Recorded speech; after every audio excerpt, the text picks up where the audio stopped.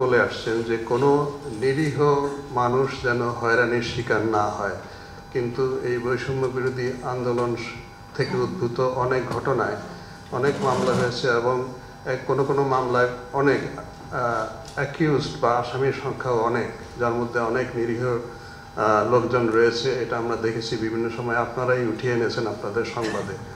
এখন আমরা দুঃখজনক হচ্ছে এগুলোকে কেন্দ্র করে অনেকে বাণিজ্য করছেন।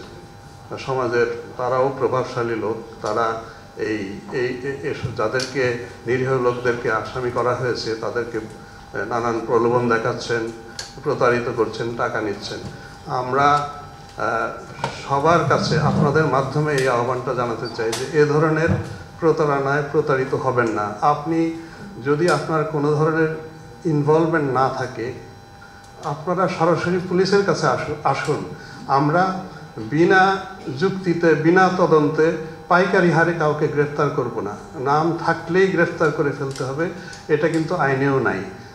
এটা আপনার যুক্তিসঙ্গত কারণ থাকতে হবে যে আপনি এই ঘটনায় জড়িত অপরাধী। আদারওয়াইজ একজন পুলিশ অফিসারের আইন অনুযায়ী কখনোই এটা গ্রেফতার করার কথা নয়। তা আপনারা যারা, আমি মনে করি আপনাদের মাধ্যমে এই আহ্বানটা জানাই, যারা নিরীহ এবং মনে করছেন যে কোনো ধরনের ইনভলভমেন্ট নাই, তাদেরকে হয়রানি করার জন্য এই মামলা দেওয়া, অনুগ্রহ করে আপনারা এগিয়ে আসুন।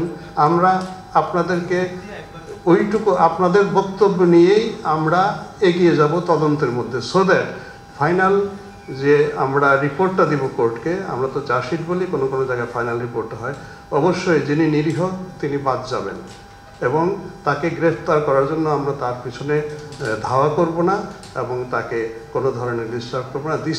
এটাই হচ্ছে আমাদের এখনকার কার্যপদ্ধতি। এখন আমরা আপনাদের সহযোগিতা চাই, এটা যেন বাস্তবায়িত হয়।